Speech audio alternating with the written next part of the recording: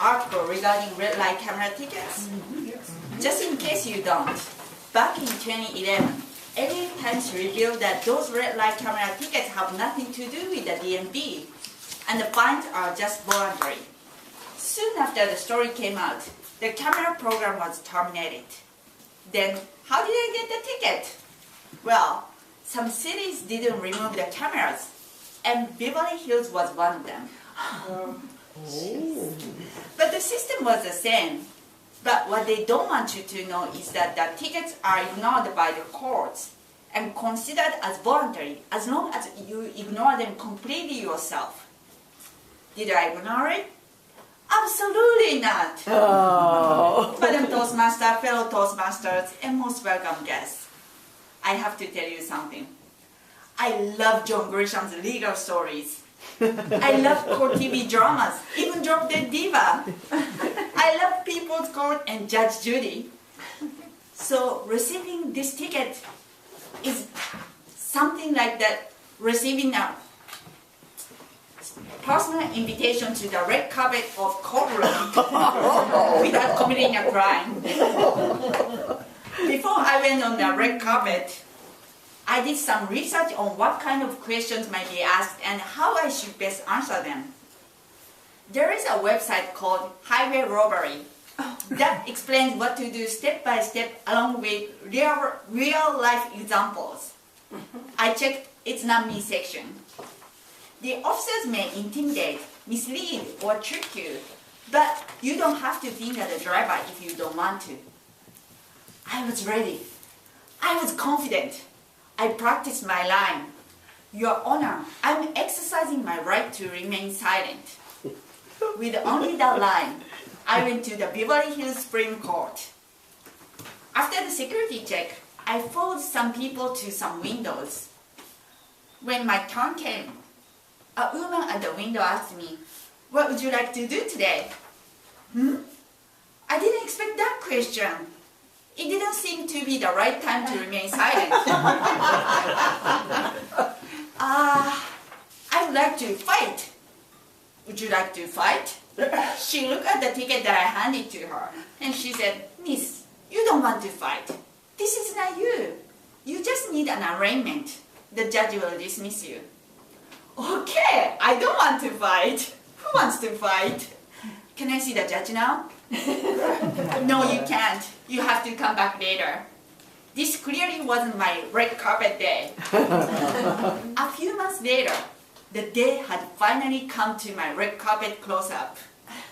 I was ready. I was confident. I practiced my line. Your Honor, I'm exercising my right to remain silent. With only that line, I went to the Beverly Hills Supreme Court once again. After the security check, I was sent upstairs. That's where the fun began. About 70 people showed up for their arraignments for their traffic tickets.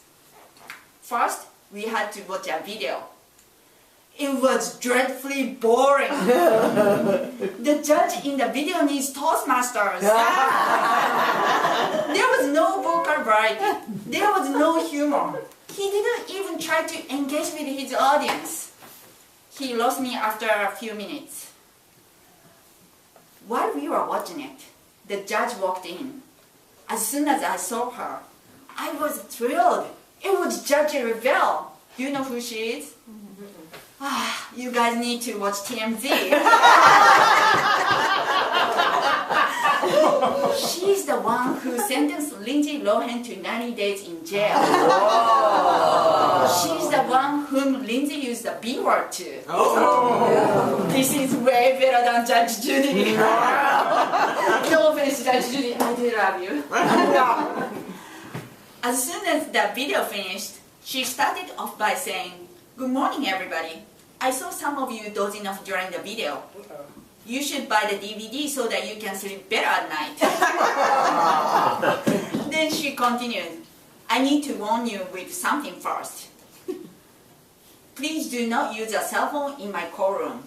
If I see anybody using a cell phone, I will chop off your head with this. And she grabbed a giant gavel under the table. Seriously, it was 100 times bigger than the Toastmaster gavel. I wasn't sure it was a real deal or a shtick. Then she called the It's Not Me red light ticket holders. 4 of us handed our tickets and photo IDs. And in the beginning, she said do's and don'ts first. I may ask you who the driver was, but I don't want to know. So don't tell me unless you hate them and want to teach them a lesson. Just tell them to drive more carefully next time. Don't talk too much. That's all I'm asking. Then she looked at my ticket and photo ID. You did such a great job. You don't look anything like him. Do you know who the driver was? No. Where do you keep your car key? At home? Then you'd better be careful where you keep your key. I heard that sometimes people break in your house, take your car key, drive your car, come back to your house, and put the key right where they found it. It happens a lot. If you make a regular habit of loaning your car to somebody you don't know, please leave your phone number here with us. I'm sure that lots of people in the courtroom would love to borrow your car sometimes. You are dismissed.